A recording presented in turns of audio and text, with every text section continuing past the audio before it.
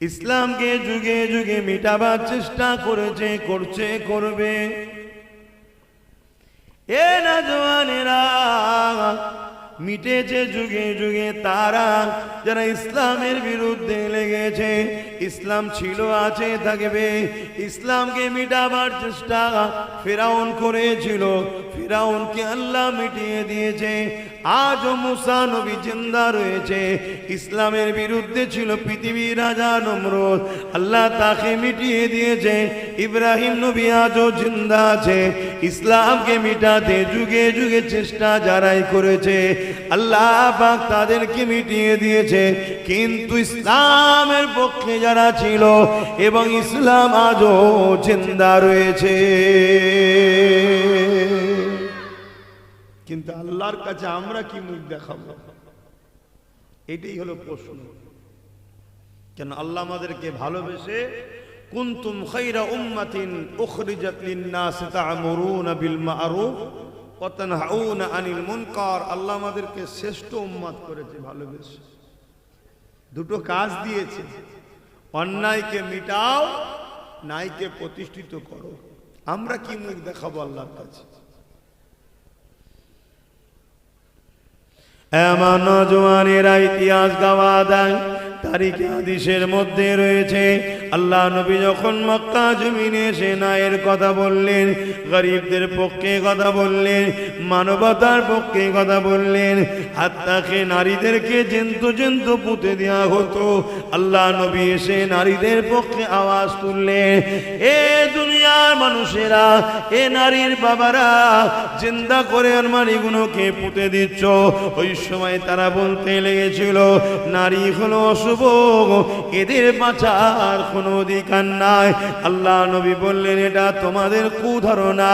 নারী হলো মায়ের জাত, পুরুষ আর নারী এই দুটোরই জমিনে প্রয়োজন আছে। মহান স্রষ্টা এই দুজনের বিনিময়ে এই জমিনে মানুষ জাতির বিকাশ ঘটাচ্ছে। এই পুরুষ সন্তানেরও দরকার আছে, কন্যা সন্তানেরও দরকার আছে। কোনো মায়ের হাতে ক্ষমতা নাই, পুরুষ সন্তান না কন্যা সন্তান। যিনি পুত্র সন্তান দেয় তিনি কন্যা সন্তান দেয়। এ দুনিয়ার মানুষেরা, আল্লাহ নবী জানিয়ে দিলে, কারখানে যদি প্রথম কন্যা সন্তান হয়, এর মানে ওই বাবাকে মহান স্রষ্টা আল্লাহ জান্নাতে সংবাদ দেয়।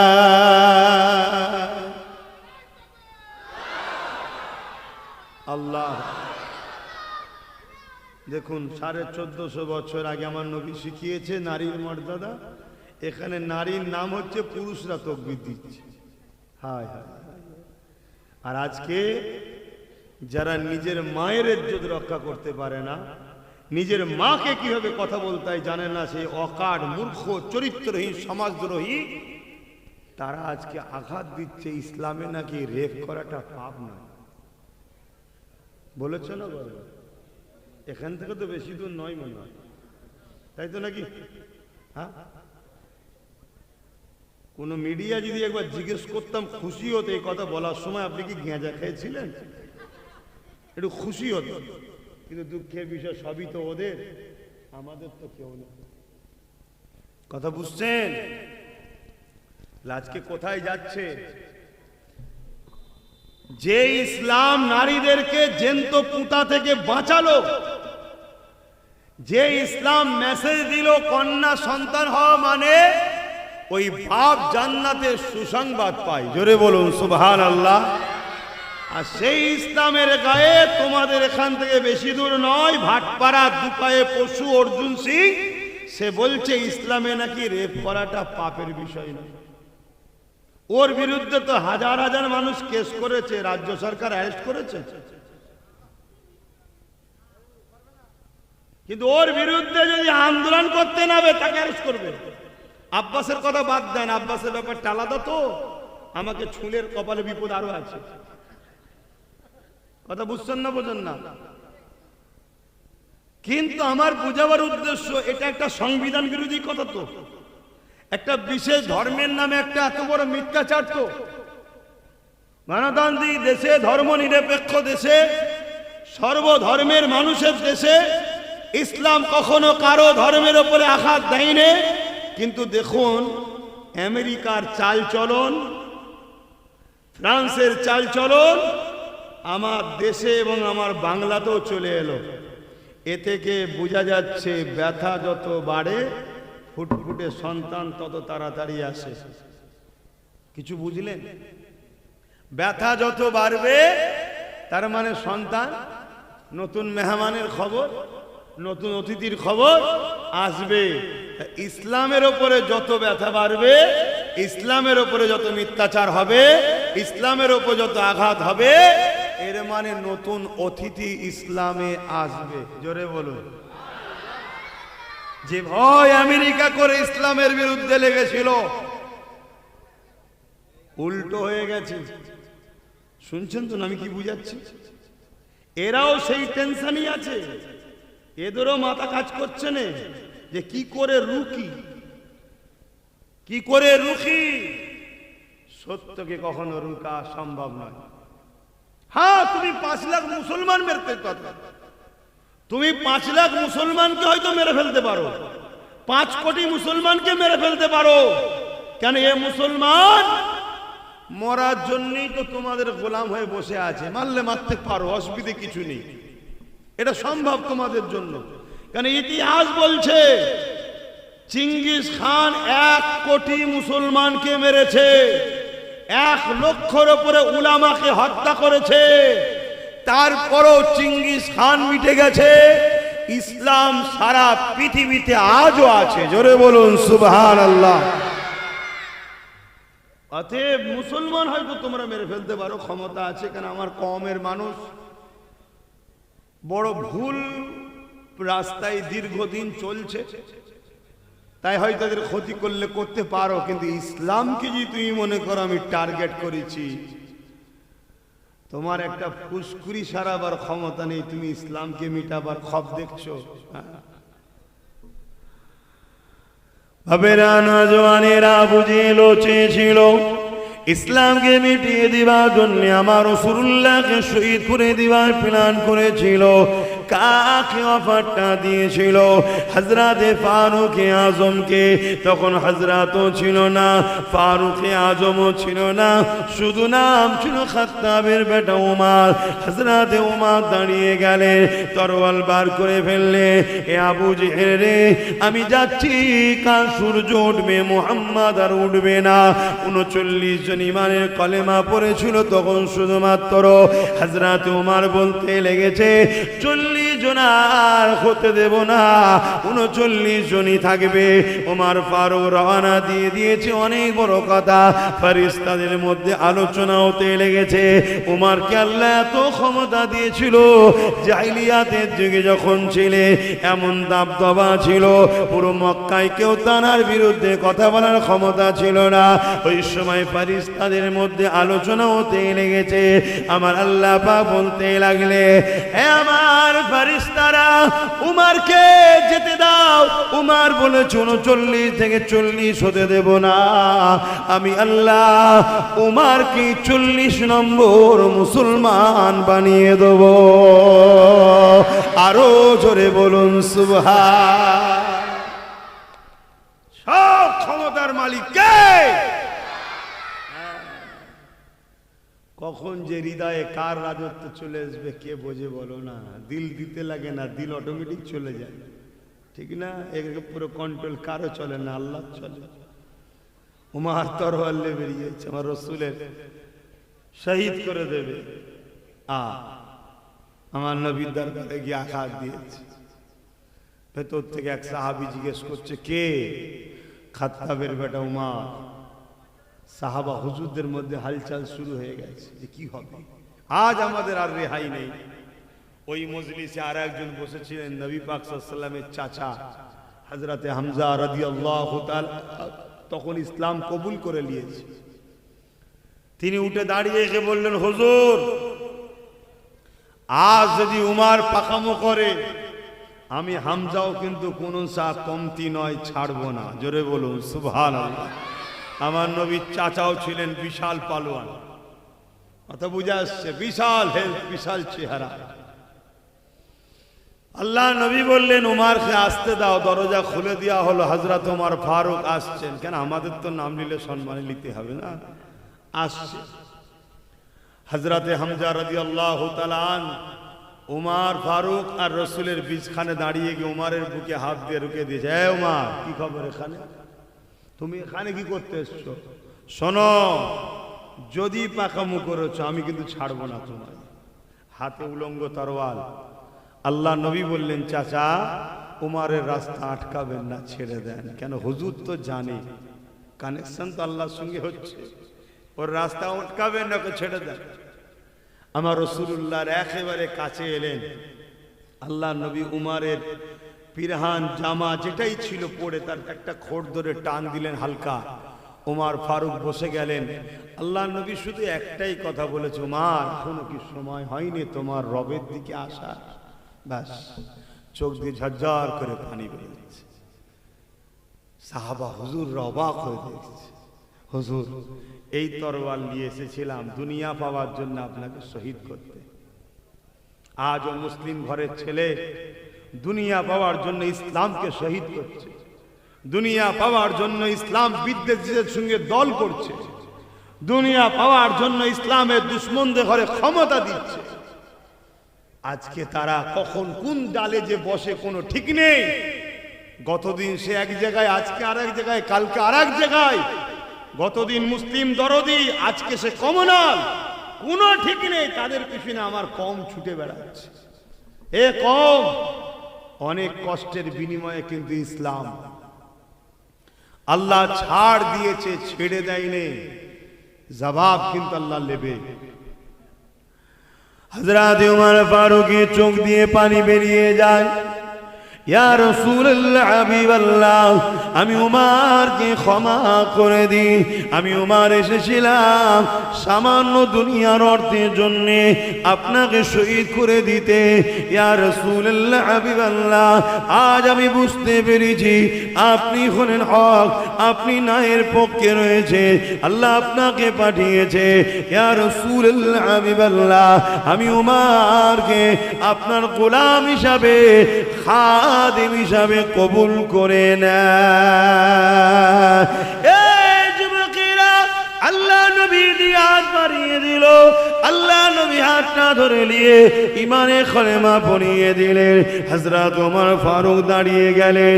ইয়া রাসূলুল্লাহ, হাবিবাল্লাহ, হুজুর আপনি আমাকে ইজাজত দেন, আমি কাবা শরীফের সামনে গিয়ে প্রকাশ্য কলেমার প্রচার করব, প্রকাশ্য তাওহীদ রিসালাতের আওয়াজ তুলব।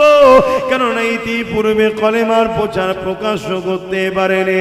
আল্লাহ নবী বললেন, ওমর এখনো সময় হয়নি, অপেক্ষা করো। আবার উমর ফারুক দ্বিতীয়বার বললে, ইয়া রাসূলুল্লাহ, হাবিবাল্লাহ, বিআদবি মাফ করবেন, আমি উমরকে ইজাজত দেন, আমি দেখতে চাই মক্কা জমিনে কি আছে, আমি কলেমা প্রচার করব, আমাকে রুখতে পারে। এইভাবে ওমর ফারুক দ্বিতীয়বার ইজাজত চাইলেন। আল্লাহ নবী একটাই কথা বললেন, উমর এখনো সময় হয়নি। তৃতীয়বারে ওমর বললেন, ইয়া রাসূলুল্লাহ, হাবিবাল্লাহ, বিয়াদবি নেবেন না, আমি যখন অন্ধকারে ছিলাম, জিহালাতের দিকে ছিলাম, জালিমদের দিকে ছিলাম, আমি উমর মাথা হ্যাট করে চলতাম না, সিনা খুলিয়ে চলতাম, কাউকে ভয় করতাম না। এখন যখন আল্লাহ ও নবীর পক্ষে এসে গেছি, আল্লাহ ও নবী যখন আমার সাথে আছে, উমর দুনিয়ার আর কাউকে ভয় করে না।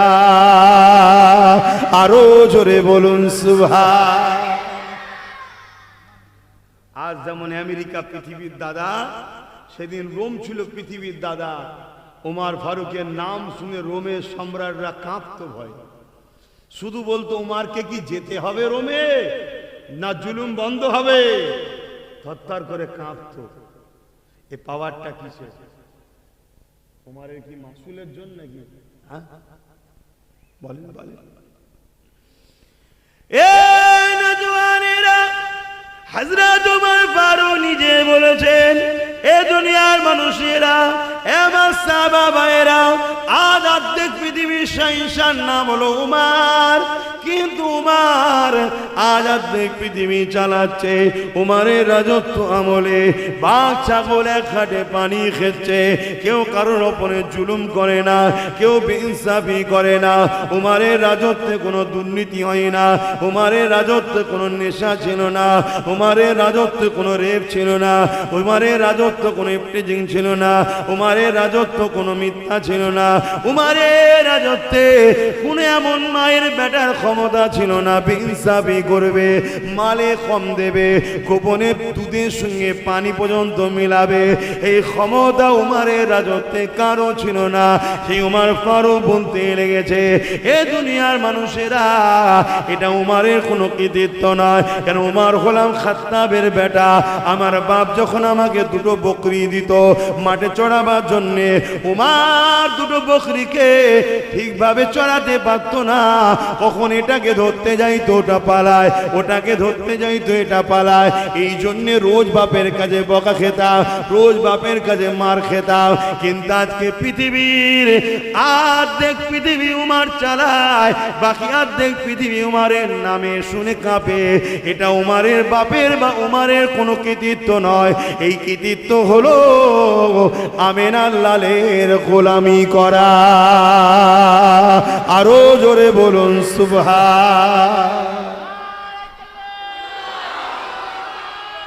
আল্লাহ। তোমরাও যদি শানওয়ালা হতে চাও, ইজ্জতওয়ালা হতে চাও, মাকামওয়ালা হতে চাও, রসুলের গোলাম হও, রসুলের গোলাম হও, রসুলের গোলাম হও। একটাই নেতা আমাদের, হুজুর পাক সাল্লাল্লাহু আলাইহি ওয়াসাল্লাম। বাকি আলেম উলামা পীর পীরজাদা মুফতি মাওলানা যারা হুজুরের সঙ্গে তোমায় জুড়বে তুমি তাকে সম্মান করো, কেন সে ওরাসাতুল আম্বিয়া, নবীর ওয়ারিস। কথা বুঝে আসছে? আর যে হুজুরের সঙ্গে জুড়বে না সে যেই হোক তার সাথে দল করো না, তার সাথে থেকো না। যদি বাঁচতে চাও কথা লাও, আর না হয় তোমার ঘরে তুমি যাবে, আমার ঘরে আমি যাব। এনেছো বুঝাচ্ছি না। আজ আমাদের ইজ্জত এত নিচুই কেন? আমরা হুজুর ভুলা হয়ে, আমরা হুজুরের সঙ্গে কানেকশন অনেক দূর করে দিয়েছি, এজন্য তার সমস্যা। আর অথচ হুজুরের বাড়ি এক কাজের মানুষ ছিল, সফরে যেতে গিয়ে একদিন রাস্তা হারিয়ে ফেলেছে, জঙ্গলে ঢুকে গেছে, রাস্তা হারাতে হারাতে এত গভীর দিকে চলে গেছে, হিংস্র এক বাঘ আগিয়ে আসছে খাবে বলে। হুজুরের ঘরের খাদেম যার মধ্যে ঈমান থাকে সে তো আল্লাহ ছাড়া অন্য কাউকে ভয়ও, জোরে বলুন, করে না। সে বলছে, দেখ তুই যদি আমায় খেয়ে নিস তাহলে হুজুরের ঘরের কাজ করবে কি? আমি তো হুজুরের ঘরের নকার চাকর, কাজ করে দিই। তারিখে হাদিস গাওয়া দিচ্ছে, একটা মানুষ যেমন মানুষের হাত ধরে রাস্তা দেখায়, ওই সিংহ, ওই বাঘ, অবলা পশু, হিংস্র বাঘ লেজ দিয়ে ওই সাহাবীর হাতে জড়িয়ে টেনে টেনে যেমন হাত ধরে টেনে নিজে রাস্তা দেখায়, রাস্তা দেখিয়ে দিয়েছে। জোরে বলুন সুবহান। আমাদের দিলে হুজুরের প্রেম আদব কমে গেছে, ঈমান দুর্বল হয়েছে, তাই আমরা একে তাকে ভয় করছি। কথা মাথায় ঢুকছে? হয় একমাত্র করবেন আল্লাহকে, আর আল্লাহকে ভয় করলে পুরস্কার আছে, ওয়ালিমান খাফা মাকাম রাব্বিহি জান্নাতান। আল্লাহ তাদেরকে দুটো দুটো জান্নাত দেবে যারা শুধু আল্লাহকে ভয় করে। জোরে বলুন সুবহানাল্লাহ। আর আমরা আল্লাহর ভয় ছেড়ে দিয়ে দুনিয়ার চোর, বদমাই, খুনি, চরিত্রহীন, মাতাল, গেজাখোর এদেরকে ভয় করছি, যাদের কোনো হাইসিয়াত নেই, যাদের কোনো সম্মানের যোগ নেই, যাদেরকে কোরআনের ভাষায় উলাইকা বালহুম আদাল, চতুষ্পদ জন্তুর থেকেও নিকৃষ্ট এরা, এদেরকে আমরা ভয় করি। আমাদের ঈমানের দুর্বলের কারণে আজকে এই জিনিসটা হয়েছে। আসুন, ঈমান হুজুরের মহব্বত ও আদবের নাম। জোরে বলুন সুবহানাল্লাহ। যাক আগিয়ে যায়, আমি যে কথা বলছিলাম, হযরত ওমর ফারুক হুজুরের সঙ্গে কানেকশন হওয়ার সাথে সাথে কি পাওয়ার পেল? হুজুর আমার ইজাজত দেন, আমি যাব। এটা কানেকশনের ফয়েজ, এক্ষুনি যাব, দেখবো কে কি করে। এই যে এটা তো গুজুর গুজুর হচ্ছে কেন? ওরা কোন দলের? তো কোনো খেয়ালই নেই। এই যে আমাদের ভবিষ্যৎ এরা আমার ইসলামের ভবিষ্যৎ। জালিমরা এমনি ইসলামকে গাল দিচ্ছে।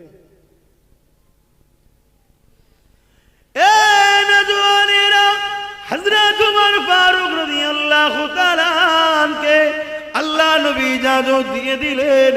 নবী আমার দুটো কাতার তৈরি করলেন, একটা কাতারের সামনে দাঁড়িয়ে আছে হযরত ফারুক আযম, আর একটা কাতারের সামনে দুজানে সুলতান নবীর নবী হযরত মুহাম্মদ আরবি সাল্লাল্লাহু আলাইহি ওয়াসাল্লাম দাঁড়িয়ে আছে। এইভাবে দুটো কাতার বেরোতে লেগেছে। ওই কাতারে আওয়াজ হতে লেগেছে লা ইলাহা ইল্লাল্লাহ মুহাম্মাদুর রাসূলুল্লাহ, আশহাদু আল্লা ইলাহা ইল্লাল্লাহ ওয়া আশহাদু আন্না মুহাম্মাদান আবদুহু ওয়া রাসূলুহু। এই স্লোগান দিতে দিতে আল্লাহর কাবায় গিয়ে হাজির হয়ে যায়। এদিকে মক্কার মুশরিক জালিম সরদারেরা নেতারা তারা উলঙ্গ তরোয়াল নিয়ে বেরিয়ে পড়েছে। কার এত বড় সাহস প্রকাশ্য কাবার সামনে তাওহীদের প্রচার করে, রিসালাতের প্রচার করে?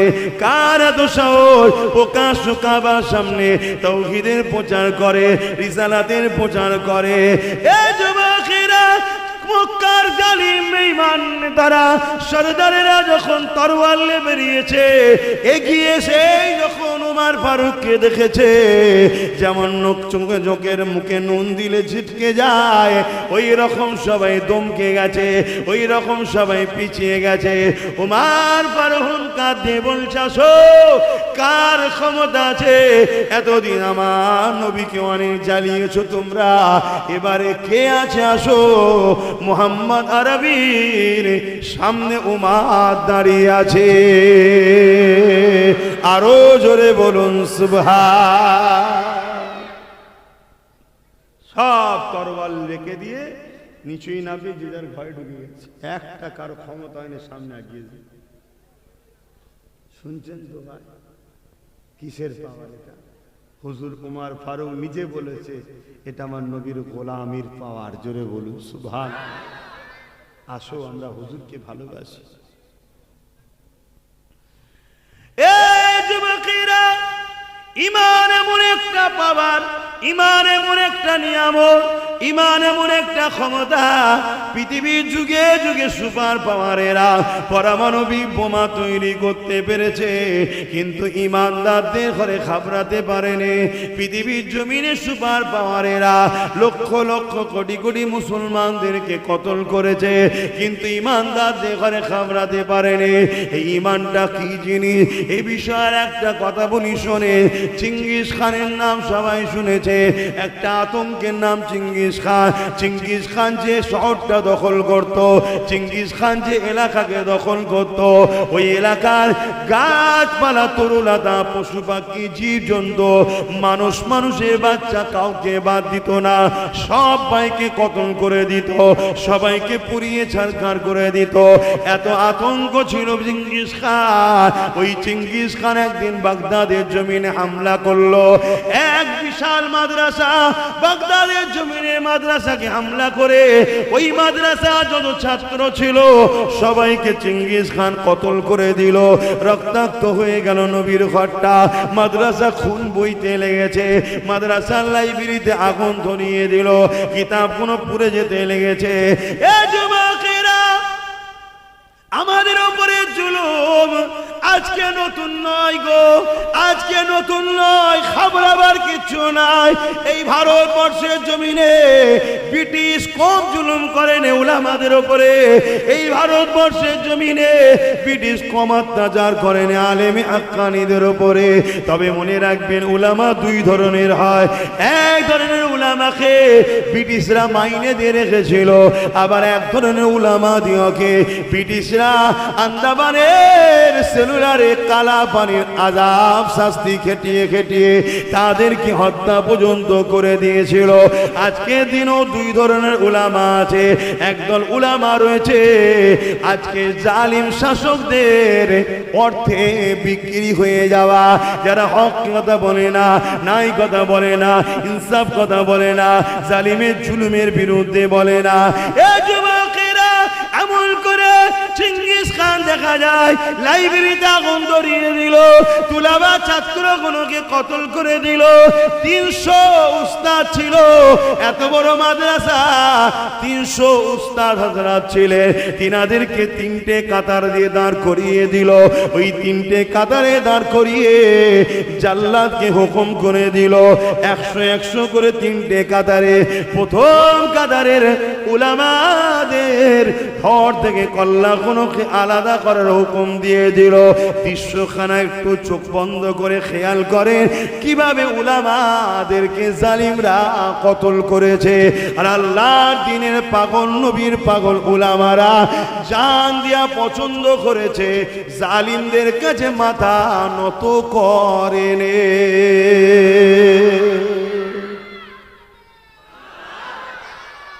আল্লাহ,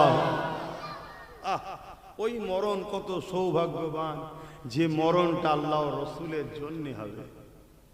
কত সৌভাগ্য, মরতে তো হবে সেই রে বাবা, মরতে তো সেই হবে। আল্লাহ রসুলের পক্ষে দাঁড়িয়ে হক কথা বলার জন্য মরণ, এই মরণ খুব নসিবওয়ালাদেরই হয়, সবার কিসমতে হয় না বাপ, সবার কিসমতে হয় না। তো একটার পর একটা উলামাকে কতল করছে। প্রথম কাতারে একটা বয়স্ক বুজুর্গ আলেম ছিল, শুনছেন তো আপনারা? এই পিছনের ভাইগুলো শুনছেন তো?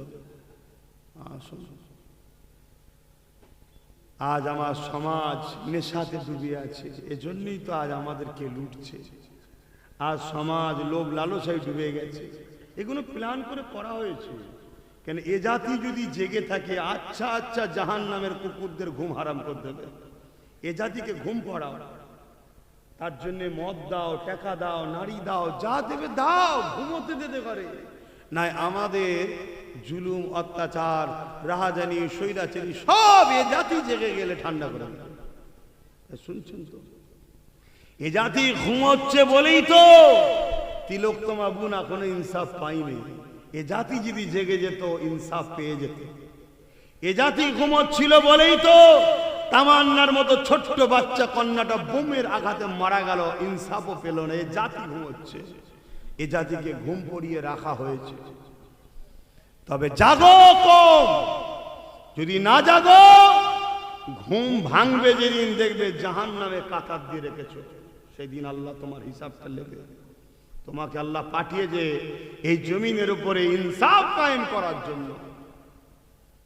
নামাজ পড়তে হবে ব্যক্তি জীবনের জন্য, রোজা রাখতে হবে ব্যক্তি জীবনের জন্য, হজ করতে হবে ব্যক্তি জীবনের জন্য, দাড়ি টুপি ব্যক্তি জীবনের জন্য।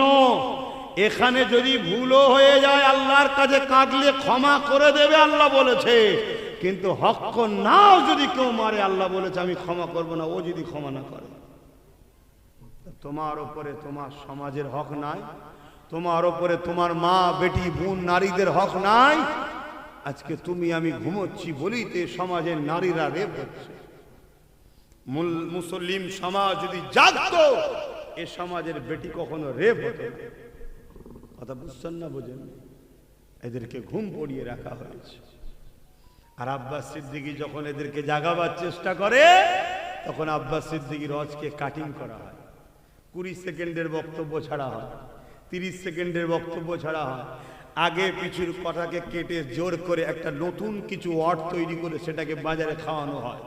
এআই করে আব্বাস সিদ্দিকীর মুখকে চেঞ্জ করে জালিমদের নেতাদের সঙ্গে মিলিয়ে দেওয়া হয়। আব্বাস সিদ্দিকী গিয়ে সাধারণ মুসলিম সমাজ ঘৃণা করে যে আব্বাস খারাপ লোক। এটাই তো পরিকল্পনা চলছে। কিন্তু মনে রাখবে, আমি এতটুকু বুঝি, আল্লাহ সুযোগ দিলে বলবো, না সুযোগ দিলে বলবো না। সুযোগ দিয়েছে বলছি, না কিয়ামত দিন ধরবে আল্লাহ। বলিস নি কেন? সুযোগ নেই, কিয়ামত দিন বলবো আল্লাহ সুযোগ ছিল না তো বলবো কি করে? আপনি আমায় নিয়ে যান না, আপনি আমাকে মেম্বার দেন না, লোক আসেনি, আমি কাকে বলবো? কথা কিছু বুঝে আসছে? অতএব সুযোগ যখন দিয়েছে বলতে হবে, না হয় আল্লাহ ধরবে, আমাকেও ধরবে।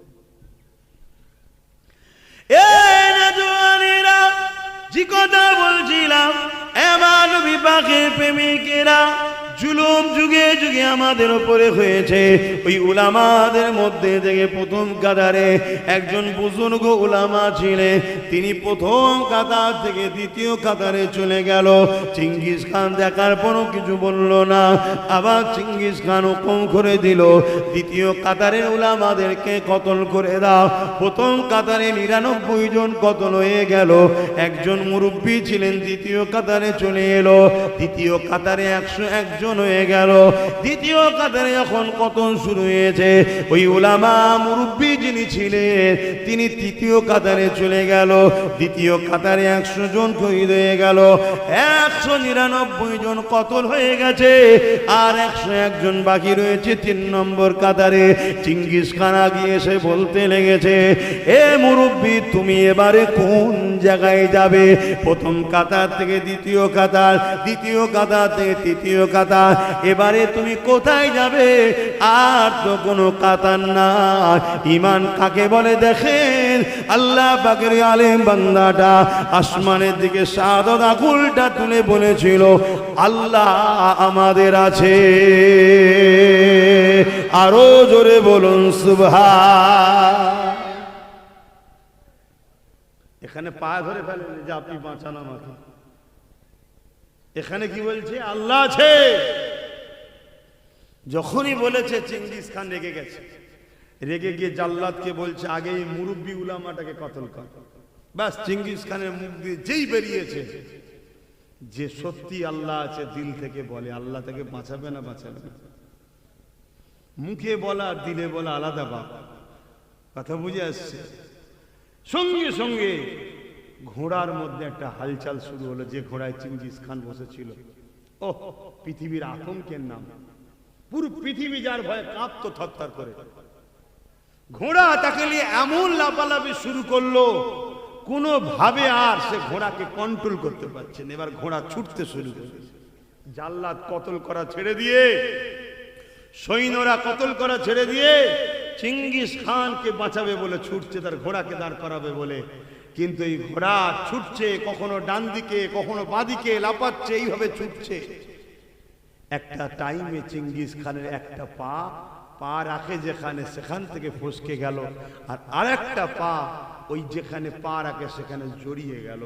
এই অবস্থায় চিঙ্গিস খান জমিনে পড়ল। তার মাথা কখনো পাথরে লাগে, জমিনে লাগে, বিভিন্ন জায়গায় লাগে, গাছে লাগে তার দেহ। এভাবে ছিন্ন বিচ্ছিন্ন হতে হতে হতে পৃথিবীর আতঙ্ককে আল্লাহ মিটিয়ে জাহান্নামে পাঠিয়ে পৃথিবীকে ঠান্ডা করে দিলেন। জোরে বলুন সুবহানাল্লাহ। আরো জোরে বলুন আল্লাহু আকবার।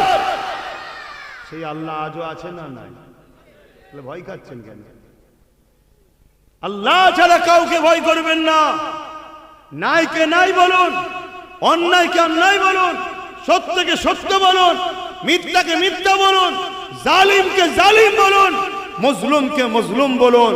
মনে রাখবেন, জালিমের সাথে আল্লাহ নেই, মজলুমের সাথে আল্লাহ আছে। জোরে বলুন সুবহানাল্লাহ। মনে রাখবেন, আমার ব্যাখ্যা ভুল বুঝবেন না। এক রাস্তা ধারে এক অমুসলিমের সঙ্গে এক মুসলিমের ঝগড়া হচ্ছে।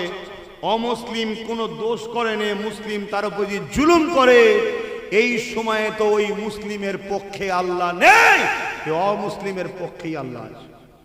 ও ইসলাম কবুল করেনি, কি হয়েছে না হয়েছে ওর কৈফিয়ত আল্লাহ নেবে, কিন্তু সৃষ্টি তো দুজনই আল্লাহ। অতএব তার সৃষ্টির উপরে জুলুম করার ইজাজত আল্লাহ দেয়নি। এর নাম ইসলাম। আর সেই ইসলামকে দাগ লাগাচ্ছে কি? ইসলামে নাকি রেপ করা পাপ না। আমি কি বুঝাচ্ছি শুনছেন তো নাকি? তাহলে কত বড় একটা অপদার্থ কথা। এবারে একটু এই জায়গায় বলে দিই, ইসলাম নারীদেরকে কি সম্মান দিয়েছে। আসো দেখা যাক দুনিয়া জমিন ইসলামের মোকাবেলায় কেউ দাঁড়াতে পারে কি দেখা যাক। হ্যাঁ, চ্যালেঞ্জ দিচ্ছি, আসো ইসলাম নারীকে যে সম্মান মর্যাদা দিয়েছে এর মোকাবেলায় কারো যদি কিছু থাকে নিয়ে আসো দেখি। আমরাও জানতে চাই, আমরাও দেখতে চাই। না জেনে ইসলামের বিরুদ্ধে মিথ্যাচার যারা করছে এদেরকে হয় পাগলা গারদে রাখা হোক, না হয় জেলের মধ্যে রাখা হোক। কেন এই খেপা কুকুরগুলোর জন্য সমাজের শান্তি বিঘ্ন হচ্ছে। এ যুবকেরা, তরুণেরা, আল্লাহ নবী জানিয়ে দিলেন কারো ঘরে যদি একটা, দুটো, তিনটে, পরপর তিনটে কন্যা সন্তান হয়, ওই তিন কন্যার আব্বা বাবা যদি মনটা খারাপ না করে, আল্লাহ দিয়া নিয়ামত মনে করে, ওই তিন কন্যাকে লালন পালন করে, তাকে বড় করে শিক্ষা দিয়ে লালন পালন করে বড় করে তার যদি বিবাহটা দিয়ে দিতে পারে, আল্লাহ নবী দুটো আগুনকে পাশাপাশি দেখিয়েছে। যেভাবে দুটো আগুন পাশাপাশি রয়েছে, ওই তিন কন্যার বাবা আব্বা আর আল্লাহ নবী জানিয়ে দিলেন আমি রাসূলুল্লাহ পাশাপাশি জান্নাতে থাকিব। আল্লাহ পাকের শ্রেষ্ঠ জায়গা হলো জান্নাত। ওই জান্নাত কি আল্লাহ নারীর পায়ের তলায় করেছে। আল জান্নাতু তাহতা আকদামুল উম্মাহাত, প্রতিটা ছেলেদের জান্নাত হলো তার মায়ের পায়ের তলায়। মা হলো নারীর জাত। এক সাহাবী এসে রাসূলকে জিজ্ঞাসা করে, ইয়া রাসূলুল্লাহ, হাবিবাল্লাহ, আমার উপরে সবথেকে বেশি কার হক? আল্লাহ নবী বললেন তোমার মায়ের, তারপরে কার তোমার মায়ের, তারপরে কার তোমার মায়ের, তারপরে কার তোমার বাপের। মা হলো নারীর জাত। নারীকে আল্লাহ তিন ভাগ রাসূল মর্যাদা দিয়েছে। প্রথম হলো মা, তারপরে হলো মা, তারপরে হলো মা, তারপরে হলো বাপ। বাপ হলো পুরুষের জাত। নারীর মাকাম আল্লাহ এত দিয়েছে, নারীর মাকাম ইসলাম এত দিয়েছে। আর একটু আগে চলে এ যুবকের আল্লাহ নবী জানিয়ে দিয়েছে একটা একটা নারী একটা একটা জান্নাত।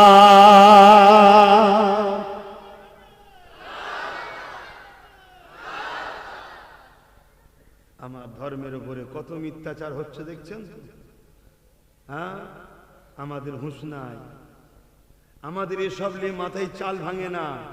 আমাদের শুধু মাথায় চাল ভাঙে কি, আমার নেতা, আমার লিডার, আমার নেত্রী, আমার লিডার, তাকে কি করে জিতাবো, আসে কিছু ভাড়া দেবে আমি খাবো, এই নিয়ে আমরা পেরেছি। আমাদের এসব কোনো খেয়ালই নেই যে আমাদের পিছনে কি ষড়যন্ত্র চলছে। শুনছেন তো নাকি? আল্লাহ ছাড় দিয়েছে আমাদেরকে, ছেড়ে দেয়নি, ধরবে। আল্লাহ কোরআনের সূরা বাকারার মধ্যে আল্লাহ বলছে তোমরা আল্লাহ ও রসুলকে ভুলে যাদেরকে আপন করবে তাদের হাতে আমি আল্লাহ তোমাদেরকে মিটাবো। দেখো না, কেন্দ্র সরকার আইন করলো ওয়াকাফ কালা কানুন, একটু বলবো ওয়াকাফ নিয়ে। কেন্দ্র সরকার আইন করছে কি, ওয়াকাফ কালা কানুন। 2025 ওয়াকাফ সংশোধনের নামে ওয়াকাফ লুটার আইন করেছে। অ্যাকচুয়ালি ওয়াকাফটা কি জিনিস আমার কওমের মনে এখনো অনেক যুবক ছেলে জানে না। আমার কওমের যাদের ধর্মের সম্পদ তারাই জানে না। তাহলে এই জিনিস হারা তো বড় সোজ। ওয়াকাফ হলো আমাদেরই পূর্বপুরুষ ধনীরা আল্লাহকে খুশি করার জন্যে আল্লাহর রাহে দান করা সম্পদ। উদ্দেশ্য এই জায়গায় মসজিদ হবে, মাদ্রাসা হবে, কবরস্থান হবে, ঈদগাহ হবে, খানকা হবে, এবং এর অর্থ থেকে মুসলিম গরিব ছেলেদের পড়াশোনার জন্য খরচ করা হবে। এই আল্লাহর খুশির জন্য মুসলিম ধর্মের ধনীরা দান করা সম্পদ। কথা বুঝে আসছে? ভারতবর্ষে বর্তমান ভারতে, ভারত তো বিশাল বড়, নেতা হওয়ার জন্য সব গুঁতোগুতি করে দেশ ভাগ করেছে, জনগণের কোনো দোষ নয়। শুনছেন তো নাকি? এ বলছে আমি নেতা হব, বলছে আমি নেতা হব, তাতে দেশ ভাগ হয়ে যাচ্ছে। সাধারণ পাবলিকের কি দোষ আছে? তো যাই হোক, বর্তমান ভারতে এই সম্পদের আনুমানিক কম করে একটা সংখ্যা হলো 29 লক্ষ বিঘে। কত? 29 লক্ষ বিঘে জায়গা, যার উপরে মসজিদ দাঁড়িয়ে আছে, মাদ্রাসা আছে, কবরস্থান আছে, খানকা আছে, ঈদগাহ আছে, মুসলিম সমাজের ধর্মীয় স্থান যার উপরে দাঁড়িয়ে আছে, যেগুলো খুব হাই হাই সম্পদ। বেশিরভাগ শহর বা শহর কেন্দ্রিক জায়গা। এই নদীর উপারেতে চুচুড়া বলে একটা জায়গা আছে, ওখানে একটা মাদ্রাসা আছে, মসজিদ আছে। যে মাদ্রাসা মসজিদে রাজ্য সরকার তালা মেরে দিয়েছিল। আমার সঙ্গে ঝগড়া তো ওইটা থেকে, আমার সঙ্গে এর সাথে ঝগড়া শুরু ওইটা থেকে। কথা বুঝে আসছে না? এখন নতুন অনেক কিছু ঝগড়া হচ্ছে, নতুন ফ্যাকড়া তৈরি হবে তোর বাবা, কিন্তু ঝগড়ার সূত্র হচ্ছে ওইটা নিয়ে। ওই মাদ্রাসার মসজিদকে তালা মেরে দিয়েছিল। আমি ওখানে ঘড়ি মরে আন্দোলন করে মাদ্রাসা মসজিদ খোলার দাবি করেছিলাম, খুলতে নেই। 4টে পর্যন্ত পারমিশন ছিল, 4:30 পার হয়ে গেছে। আমরা ওখানে ঘোষণা দিলাম আজকে মসজিদ খুলবো, নামাজ পড়বো, ঘরে যাব, আর নচেত লাশ যাবে, দুটোর মধ্যে একটা। আর আজকে যদি কেউ আমাদের ওপর জুলুম করে, আজকে সংখ্যা কম, কালকে কিন্তু অন্য জায়গায় সুদে আসলে পুষিয়ে নেব। হ্যাঁ, ওপেন কথা রে বাবা, তুই জুলুম করবি আমি ছেড়ে দেবো। জুলুমকে সহ্য করা হলো সব থেকে বড় অন্যায় কাজ। আমরা তো ধর্মটাকে ভুলে গেছি। জুলুমকে যে মাথা পেতে মেনে নেয় সে আর এক বড় জালেম। জুলুমকে কখনো আশ্রয় দেওয়া যাবে না। ইসলাম বলছে দুটো শাস্তি নগদ দুনিয়াতেও হয়, আখিরাতেও হয়। তার মধ্যে একটা হলো জালিম, দ্বিতীয় হলো অহংকারী। শুনছেন তো? এদের দু জায়গায় পাও না, এই দুনিয়াতেও মরবে, আখিরাতেও মরবে। যেমন দেখেন ওই যে মিস্টার ফেরাউন, মিশরের পিরামিডে এখন দাঁত কেলিয়ে পড়ে আছে। ও দুনিয়াতেও শাস্তি হয়েছে, ও বেটা আখিরাত তো জাহান্নাম যাবে। সন্দেহ নেই। অনেকে আবার বলে কে জান্নাত কে জাহান্নামে যাবে আল্লাহ জানে। আচ্ছা, আল্লাহ জানে, এটা কোনো আশ্চর্যের বিষয়? তিনি তো রব, তিনি তো মালিক, তিনি তো সবই জানবে। কিন্তু আল্লাহর বান্দাবান্দি তুমি কি জানলে? তোমাকে জানাবে বলেই তো আল্লাহ কালামুল্লাহ পাঠিয়েছে, হাবিবুল্লাহ পাঠিয়েছে। তা তোমাকে তোমার আল্লাহর বন্ধু আর আল্লাহর কোরআন তোমাকে তো জানিয়েছে এই রাস্তায় চললে জাহান্নাম, এই রাস্তায় চললে জান্নাত। বলছে সে বুঝি পরে যদি তওবা করে লাই। তুই পরে তওবা করার কথা বলছি, আমি যদি পরে যদি আরো বড় কাফের হয়ে যায় কি হবে? অতএব পরিস্থিতি অনুযায়ী ফতোয়া বাস্তব সামনের ওপরে হয়, প্রেজেন্ট অবস্থাতে হয়। কথা বুঝে আসছে তো নাকি? আজকে মুসলমান সালাম দেবো, কাল মুসলমান নয় সালাম দেবো না। আবার যদি পরে কলেমা রদ্দ কবুল পরে ফিরে আসে, আবার গলায় গলায় মিলবো, আবার সালাম দেবো। ফতোয়া তো বাস্তবের উপরে হয়, প্র্যাকটিক্যালের উপরে, বর্তমান প্রেজেন্টের উপরে হয়। তো যাই হোক ভাই, এসব সমাজে একটা গুজামিল দিয়ে সাধারণ মানুষকে ভড়কে দিবেন, এটা পরিকল্পনা করছে। তো ওই জায়গায় মসজিদ, আলহামদুলিল্লাহ, আল্লাহর দয়া, তার মসজিদ কার দ্বারা সে খোলাবে সে জানে। আলহামদুলিল্লাহ, আমাদের দ্বারা আমার জিন্দেগিতে কোনো ভালো কাজ নেই। আমি মনে করি একটাই ভালো কাজ আছে, খোদা তোমার ঘর জালিমের হাত থেকে তালা খুলেছি। সালাউদ্দিন আইবির জীবনী পড়েছি আমরা। কি মসজিদে আল আকসা, একটু বলবো, মসজিদে আল আকসা যেটা নিয়ে এখন হুড়োহুড়ি হচ্ছে, এটা কি অনেকবারই জালিমরা দখল করেছে, আর অনেকবারই ইসলামের অনুসারীরা আজাদও করেছে। হযরতে ফারুক আজম একবার আজাদ করেছে। এর আগে আমার নবী আসার আগেও মসজিদে আকসা দখল হয়েছে, আবার আজাদ হয়েছে। মসজিদে আকসার একটা গুরুত্ব আছে। মসজিদে আকসা হলো আল্লাহর একটা নিয়ামত, যার দখলে থাকে পৃথিবী তার দখলে থাকে। জোরে বলুন সুবহানাল্লাহ। তাই মসজিদে আকসাকে দখল করার অনেক যুগ যুগ ধরে সব লড়াই চলছে। হযরতে সালাউদ্দিন আইবি মসজিদে আকসাকে উদ্ধার করেছিলেন। 9 বছর তখন বয়স। বাজারে গেছে চাচার সাথে মসজিদের মেহরাব কিনতে। একটা খুব সুন্দর কারুকার্যওয়ালা মেহরাব দেখতে পেয়েছে, যেটাকে দেখে সালাউদ্দিন আইবি চাচাকে বলছে, চাচা এই মেহরাবটা কেনেন, আমাদের মসজিদে লাগাবো। দোকানদার বলছে মেহরাব বিক্রি নয়, এটা গিফটের জন্য। সালাউদ্দিন আইবির বয়স তখন 9 বছর। আমাদের 9 বছরের বাচ্চারা কি করে বলে? আমাদের 9 বছর ফ্রি ফায়ার করে, 3 নয় 27 ফ্রি ফায়ার খেলছে। খেলো খেলো। যেদিন চোখের সামনে মাকে নিলামে তুলবে, বোনকে নিলামে তুলবে, সেদিন তখন চোখ দিয়ে রক্ত বেরোবে যে হাই কি করে ফেললাম। হ্যাঁ, ভাষাটা খারাপ লাগতে পারে, আমি কাউকে বলি না আমায় দাওয়াত করো, কিন্তু আমি ঠোঁটকাটা মানুষ, আল্লাহ অনেক বড় কেটে দিয়েছে হক কথা বলার জন্য, আমি কথা রুকি না। ইমাম গাজ্জালি রহমাহুল্লাহ নাম শুনেছেন? ইরাকে জিনার মাজার মুবারক আছে, আলহামদুলিল্লাহ অধম তিনার দরবারে হাজিরি দিয়েছে। ইমামে গাজ্জালি রহমতুল্লাহ আলাইহি বলেছে, যেদিন দেখবে সমাজে খুলে আম নবীর বিরোধী হচ্ছে আর মানুষ প্রতিবাদ করছে না, জেনে রেখে দিয়ে ওই দিন মুসলমানদের মেটি মেয়েরা মায়েরা বাজারে নিয়ে যে গরু ছাগল মতো বিক্রি হবে, নিলামে তোলা হবে, সেই দিন তোমাদের আসছে। যদি সাবধান হও, এখনো সময় আছে, হয়ে যাও। এই যে এসআইআর চলছে না, এসআইআরে একটা মুসলমান ভারতীয় নাম বাদ যাবে না। যদি যায়, রাজ ক্ষমতার জোরে জোর করে তোমাকে বাদ দেওয়া হচ্ছে, কেন তোমার সেখানে কেউ নেই তো, তোমার সেখানে কে আছে? যে দুজনে মিলে করছে, দুজনেই তোমাদের দুশ্মন।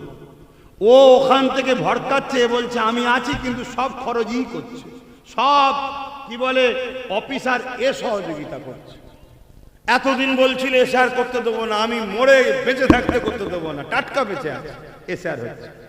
এখন কি বলছে? এখন বলছে যতক্ষণ না সবার ফর্ম ফিল আপ হয় আমি ফিল আপ করবো না। তার মানে সবাইকে ফিল আপ করাবে। কথা শুনছেন তো নাকি? ও আল্লাহ, কোন কথা বলবো, সারা গায়ে ঘা, কত জায়গায় মলম লাগাবো। তো যাক, সালাউদ্দিন আইবি হুজুরের কথা বলি। সালাউদ্দিন আইবি হুজুর 9 বছর বয়সে যখনই বললো যে এটা ফ্রি গিফটের, বললো আমাকে দেন, আমি মসজিদে লাগাবো। দোকানদার বলছে এটা মসজিদে আকসাই যে লাগাবে, বাইতুল মুকাদ্দাস, তার জন্য এটা রাখা হয়েছে গিফটের। তখন সালাউদ্দিন আইবি 9 বছরের বাচ্চা, কি বলছে, কোন কিতাবে 7 বছর বয়স, আমি বড়টাই ধরছি 9 বছর। কি বলছে? যত্ন করে রাখেন, ইনশাআল্লাহ আমি সালাউদ্দিন গিয়ে লাগাবো। জোরে বলুন সুবহানাল্লাহ। একটা বাচ্চার প্রতিভা দেখুন। আর আজকে যখন আমি আব্বাস বুঝাচ্ছি, হে আমার জাতি কম, আমি হুজুর, ইনারা ইমাম, আমরা না হয় ডাইরেক্ট নেতা মন্ত্রীর পদে দাঁড়ালাম না, কমসে কম তোদেরকে বুঝাচ্ছি চেয়ারের একটা পায়া দখল কর।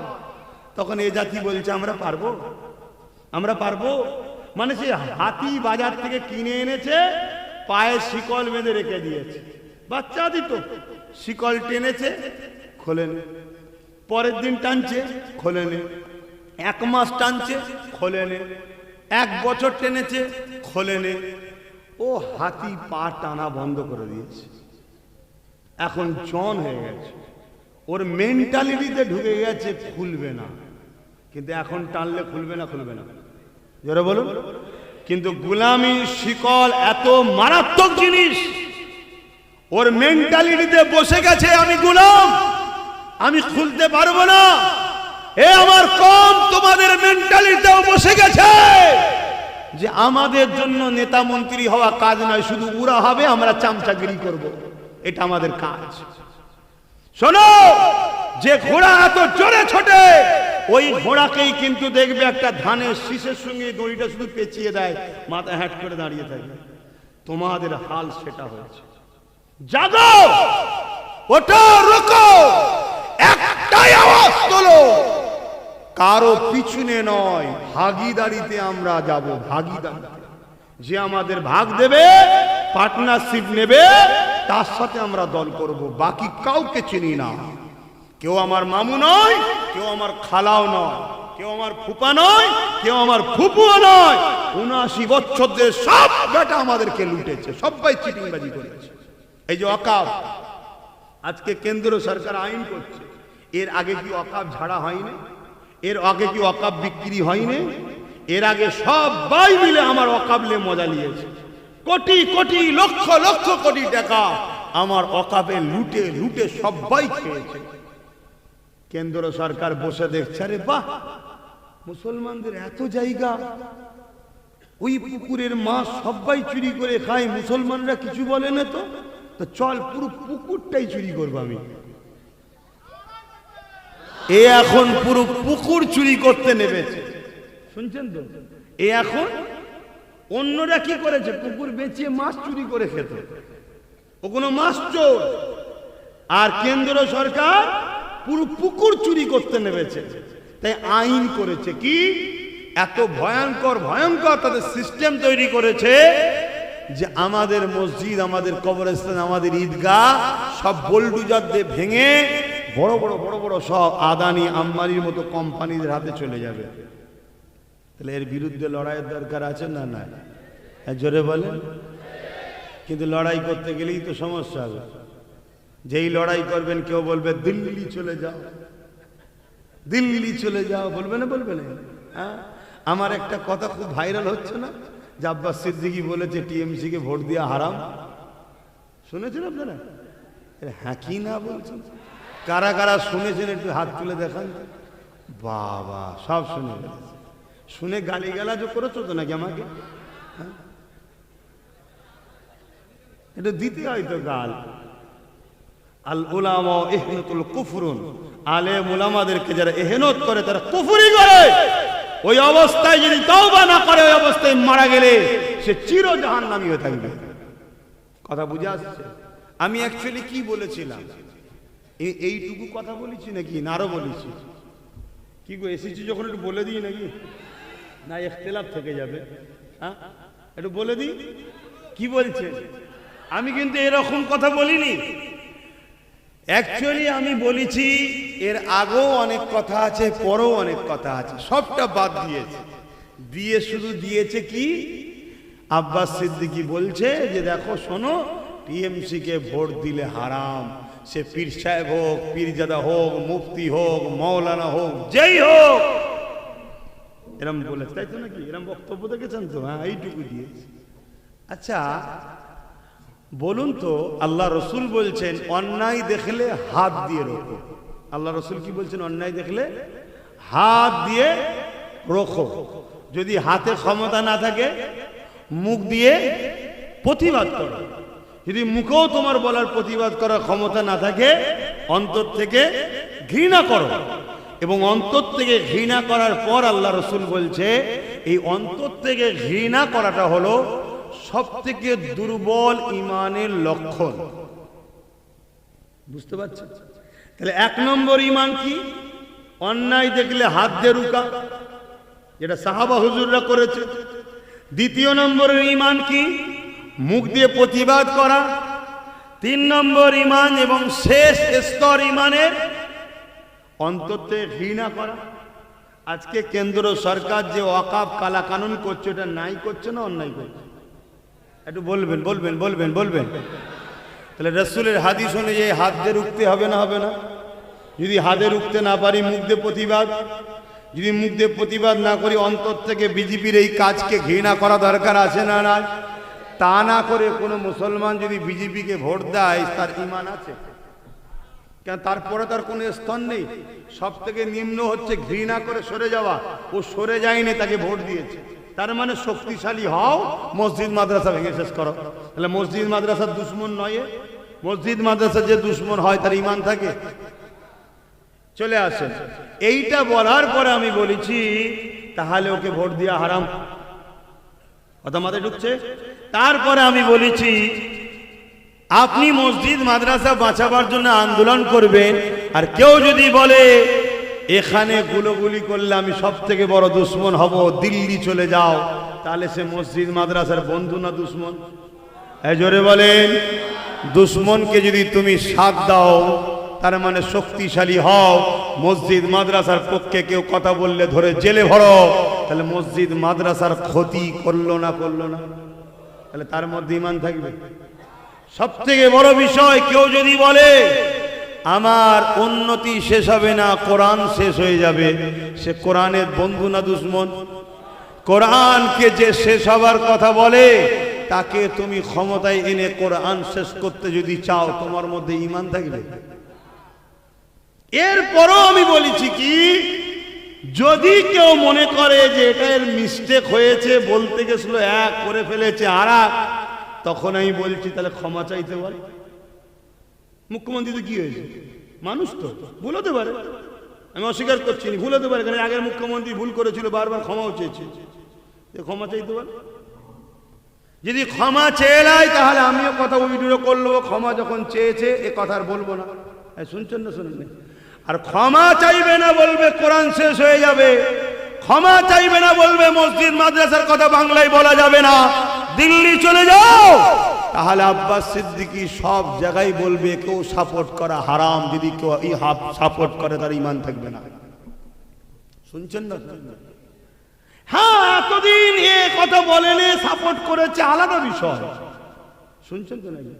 অনেকে ভাবতে পারে যে এতদিন, তাহলে অনেকে বলছে, অনেকে আবার কাঠি লাগাচ্ছে, অনেক মোল্লা কাঠি লাগাচ্ছে, কি তাহলে সবাই বেঈমান হয়ে গেল? ওরে মাথা মোটা, এতদিন বলেছিল যে দিল্লি চলে যাও, এতদিন বলেছিল কোরআন শেষ হয়ে যাবে, তাহলে দুনিয়াদারি ক্ষেত্রে এসে নিজা রাজনীতি করেছে, আপনারা ভোট দিয়েছেন, আলাদা বিষয় ছিল, কিন্তু কেউ যখন ক্ষমতার জোরে আমার দিনকে মিটাতে চায় তাকে সাপোর্ট করা হারাম। কথা বুঝে আসছে তো নাকি? এইটা আমার জাতিকে বোঝানোর আমার দায়িত্ব আছে না? না, তাহলে আমাকে কোটি কোটি মানুষ ভালোবাসে, আমি তাদের উদ্দেশ্যে বলেছি। এবারে আমার কথা লেবে আলহামদুলিল্লাহ, আর না লেবে মরে ভূত হয়ে জাহান্নামে যাবে, তো আমার বয়ে গেছে, আমার কি যায় আসে?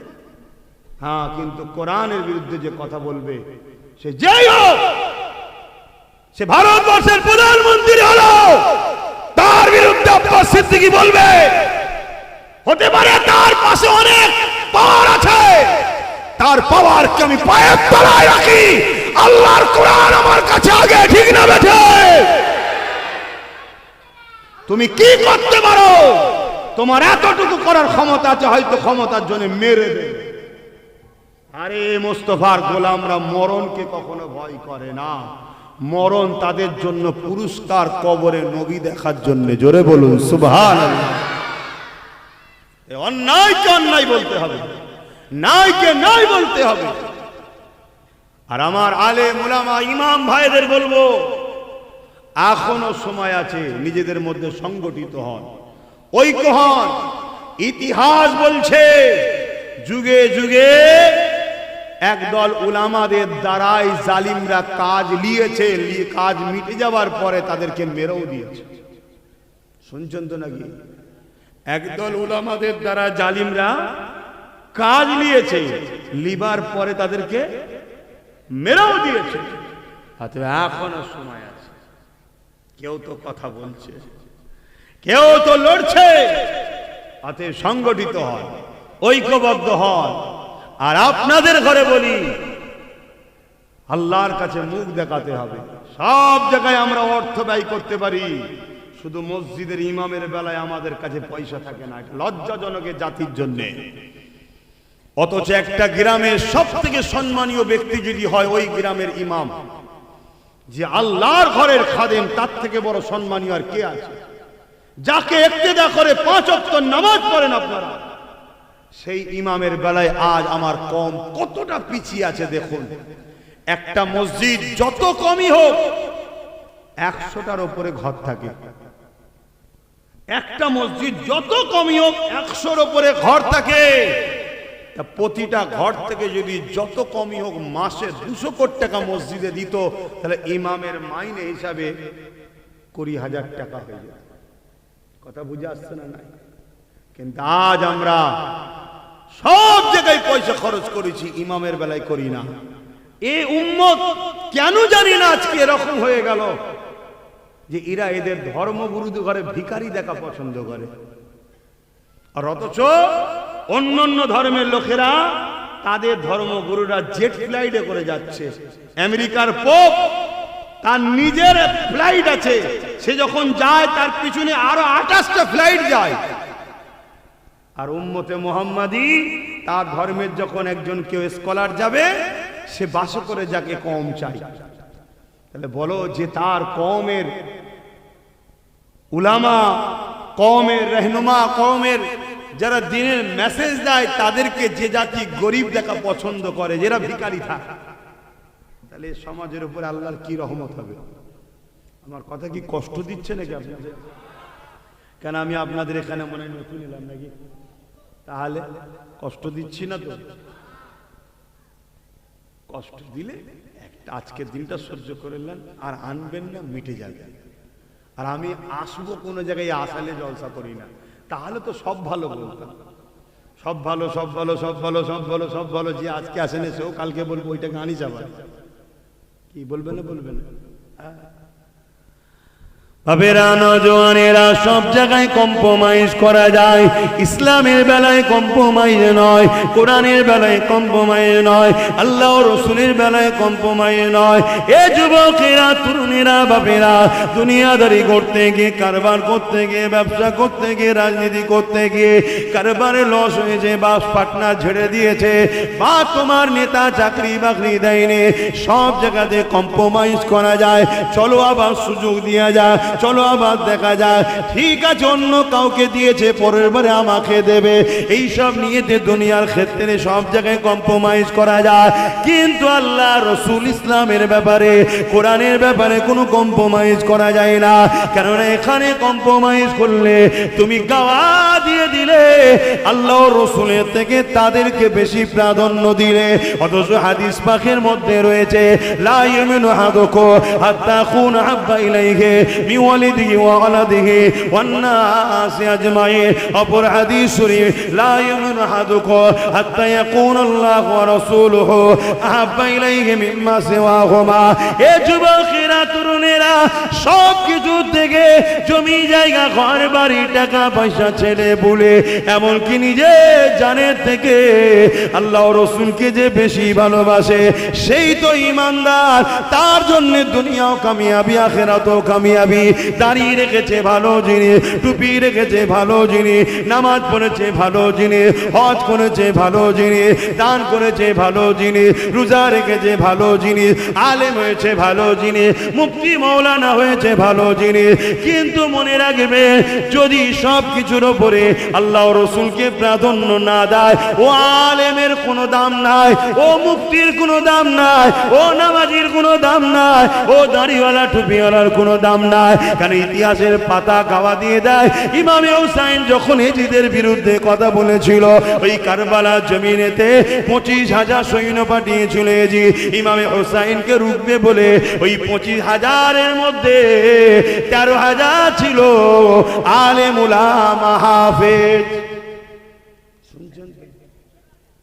এজিদের দিক থেকে এসছে কত? 13,000 আলেম উলামা, মুফতি, হাফেজ 13,000, 25,000-এর মধ্যে।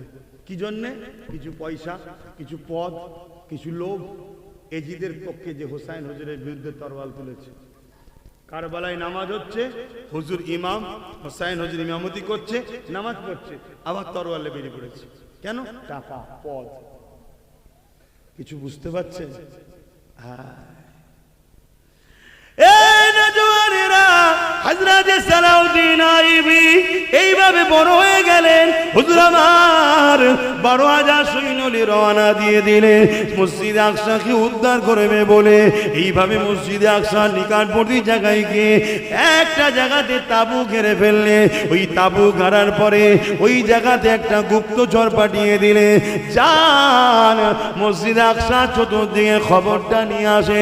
ওই গুপ্তচর চলে গেল, গিয়ে খবরটা দিতে লেগেছে, হ্যাঁ আমাদের সিপাহসালার হযরত সালাউদ্দিন আইয়ুবী 4 লক্ষ সেলিবিয়ারা উলঙ্গ তরোয়াল নিয়ে দাঁড়িয়ে রয়েছে, মসজিদে আকসাকে পাহারা দিচ্ছে, পুরো ঘিরে রেখেছে 4 লক্ষ সেলিবিয়া সৈন্য। আর সালাউদ্দিন আইয়ুবীর দিকে মাত্র 12,000। এ যুবকেরা, তুমি আমি হলে ওখান থেকে রাত্রিরেই হয়তো পালিয়ে যেতাম। সালাউদ্দিন আইয়ুবী তাহাজ্জুদ পড়লেন, ফজরের নামাজ পড়ে এলে হুজুর আমার বক্তব্য দিতে লাগলে। 12,000 সৈন্য দাঁড়িয়ে রয়েছে, সিপাহসালার দাঁড়িয়ে গিয়ে বলতে লেগেছে, এ আমার সাথীরা, খবর নিলাম মসজিদে আকসাকে 4 লক্ষ সেলিবিয়া সৈন্য ঘিরে রেখেছে, আর আমাদের সংখ্যা মাত্র 12,000। এই বিশাল খুনি লড়াই হবে, আমি তোমাদেরকে আজাদ করে দিলাম, যার ইচ্ছা যাবে ঘরে চলে যাও, যার ইচ্ছা যাবে আমার সঙ্গে থাকতে পারো। ওই সময় 12,000 সালাউদ্দিনের সৈন্য বলেছিল, এ আমাদের সিপাহসালা 4 লক্ষ কেন 40 লক্ষ যদি থাকে, পিছুবার কোনো জায়গা নাই, আল্লাহর ঘরকে উদ্ধার করেই ফিরবো। আরো জোরে বলুন সুবহান আল্লাহ। জিন্দাবাদ। কি বুঝছেন এটা কিসের জোরে হচ্ছে? ঈমান। ঈমান কি?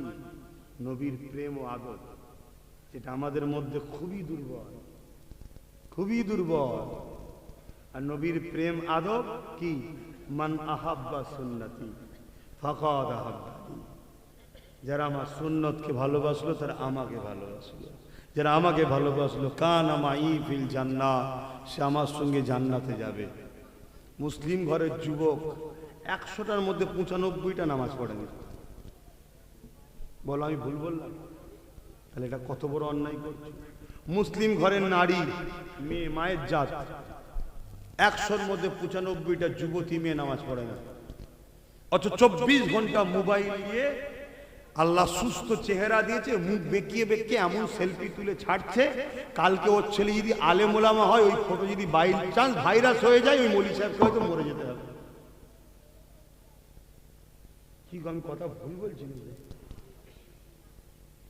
কি তা গেলাম আমরা, এগুলো আমাদেরকে প্ল্যান মাফিক খারাপ করা হচ্ছে। আমাদের ছেলেরা আমাদের মেয়েরা খারাপ নয়, এসব ভালো খুনের ছেলে মেয়ে, কিন্তু প্ল্যান মাফিক খারাপ করা হচ্ছে। আর এর জন্য কিয়ামতের দিন সব থেকে বড় বিপদে পড়বে বাপ মা। কিয়ামতের দিন আল্লাহ ধরবে বাপকে, তোমার ছেলে কি করেছে বলো। বাপ বলবে আল্লাহ আমার তো হিসাব দিলাম, ওটা ছেলের থেকে নেন না, তুমি গার্জেন বলো, আমি তো দিয়েছিলাম আমার নিয়ামতটাকে আমার রাস্তায় রাখা, তুই আমার জিনিসকে অন্য রাস্তায় দিলি কি করে? জবাব দাও। শুনছেন তো? তুমি তোমার নয়, আমি আমার নয়, আমরা সবাই আল্লাহ। আমরা সবাই কার? আল্লাহ। এ দুটো চোখ আল্লাহর, এ দুটো কান আল্লাহর, ভুল না দিলে মানে আল্লাহ দিয়েছে। এ দুটো হাত আল্লাহ দিয়েছে, এ দুটো পা আল্লাহ দিয়ে, আমার কোন? এ কথা বলছে এটাও তো আল্লাহ, তাহলে আমার কি? এই যে অনেকে বলে না আমার জীবন, আমার লাইফ, আমারটা কি? তোর যে জানটা আছে, রূহ, মায়ের পেটে 120 দিনের মাথায় যে আল্লাহ দিয়েছে, হুকুম ফুঁকে দিয়েছে, ওটাও তো আল্লাহ। আমার কোনটা? পকেটে যে টাকা আছে ওটাও তো আল্লাহ দিয়েছে। তাহলে আমার বলে কিছু নাই, নিজের গর্দানকে আল্লাহর ফয়সালার উপর ঝুঁকিয়ে দেওয়া, এটাই হলো ইসলাম, এটাই হলো মুসলমান। তাহলে আজকে আমার বাপ কিয়ামতের দিন ধরা পড়বে। অনেক ছেলে বলবে আল্লাহ আমাকে জাহান্নামে দিচ্ছেন, আমি পাপ করেছি, তো এই পাপের জন্য আমার বাপ তো ভাগীদার। আমি যখন পাপ করছিলাম আমার বাপ যদি আমায় রুখতো তাহলে তো আমি পাপ করতাম না, তা আমার বাপ কেন বাদ যাবে? আমার সঙ্গে আমার বাপকেও দেওয়া হোক। আল্লাহ বলবে সাদ্দাক্তা, সত্য বলছে ফেরেশতার বাপকে জাহান্নামে যাবে। শুনছে? আমার অনেক আব্বা আছে বলে ছেলে শোনে নে কথা। কে বলেছে শোনেন? আপনি বাপ, আপনার কথা ছেলে শোনে নে? আপনার কথা ছেলে শোনে নে? কি হতে পারে? তাহলে আপনি সম্পর্ক রেখেছেন কেন? ওকে ঘরতে বার করে দেন, জাতের যে পুত্র চল যা। একটাই ছেলে তো কি হয়েছে? কত লোকের তো ছেলেই নেই, জমি জায়গা যা আছে সব মসজিদে অক্ষ দেন, কবরে শান্তি পাবে। ও 26 বাইরে গিয়ে বুঝুক ঠেলাটা কি জিনিস, দুনিয়াটা কি জিনিস। কথা বুঝছেন না? বোঝেন না? আমার আজ একটু টেরা টাইপেরই হয়, অসুবিধা হচ্ছে। এ যুবক, কাল তুই বাপ হবি, আজ যদি কড়াকড়িটা থাকে না, তোর ছেলেটাও দেখবি সিধে হয়ে গেছে। পরিবেশ খারাপ, তোর ছেলেও বেঁকা হবে, আর এক কাঠি বাড়া হবে, তোর থেকে আর এক কাঠি বাড়া হবে। দুনিয়া দুনিয়া দুনিয়া করলে হবে না, দুনিয়াদারিটা আল্লাহ ও রসুলের হুকুম অনুযায়ী করতে হবে। আমার নবী কি দুনিয়াদারি করেনি? ওই স্টাইলে করতে হবে। সংসার করে নে, ওই স্টাইলে করতে হবে। সন্তানের বিয়ে দেয় নে, ওই স্টাইলে দিতে হবে। কথা বুঝে আসছে? নবী হলেন আমাদের জন্য মডেল। জোরে বলুন সুবহানাল্লাহ। আল্লাহ কোরআনে জানালেন, লাকাদ কানা লাকুম ফি রাসূলিল্লাহি উসওয়াতুন হাসানা। এ দুনিয়ার মানুষেরা, আমি আমার হাবিবকে তোমাদের জন্য মডেল করে পাঠালাম। তোমরা নামাজ পড়বে, নবী দেখো। রোজা রাখবে, নবী দেখো। হজ করবে, নবী দেখো। দান খায়রাত করবে, নবী দেখো। দুনিয়াদারিতে করবে, নবী দেখো। কারবার করবে, নবী দেখো। সমাজনীতি করবে, নবী দেখো। রাজনীতি করবে, নবী দেখো। রাষ্ট্রনীতি করবে, নবী দেখো। এক কথায় নবী ছাড়া অন্য কাউকে মডেল বানানো এটা হলো হারাম। শুনছেন তো নাকি? মডেল তো একটাই, মুহাম্মদ সাল্লাল্লাহু আলাইহি ওয়াসাল্লাম। বাকি কোনো মডেল না, সব হারাম। যদি বলেন মৌলী সাহেব নবীর কথা শোনে, মৌলী সাহেব হুজুর জিন্দাবাদ। আর নবীর কথা না শুনলে কাঁধ থেকে ছুঁড়ে ফেললাম। আব্বাস সিদ্দিকী যদি নবীর সঙ্গে জুড়তে চায়, আব্বাস সিদ্দিকী জিন্দাবাদ, নাই টান মেরে ফেলে দাও। কিয়ামতের দিন কোন কাউকে পাওয়া যাবে না, একমাত্র আমিনার লাল থাকবে তোমার আমার বাঁচাবার জন্য। সেই নবী ছেড়ে দিয়ে হই হই করছো আজকে। সাবধান হও, এখনো সময় আছে, এখনো সময় আছে, নিঃশ্বাস চলছে। তওবা করো, ক্ষমা চাও আল্লাহর কাছে। নাই কঠিন বিপদ আসছে, কঠিন মুসিবত আসছে। কেন এই খব্বিসকে আবার নিয়ে এলি বাবা? সবাই তো খব্বিস দেখছে। হ্যাঁ, হুজুর দেখা ছেড়ে দিয়ে খব্বিসকে দেখছে। এসব ফিতনা, দাজ্জালি ফিতনা। কথা বুঝে আসছে? দরুদ শরীফ, আল্লাহুম্মা সাল্লি আলা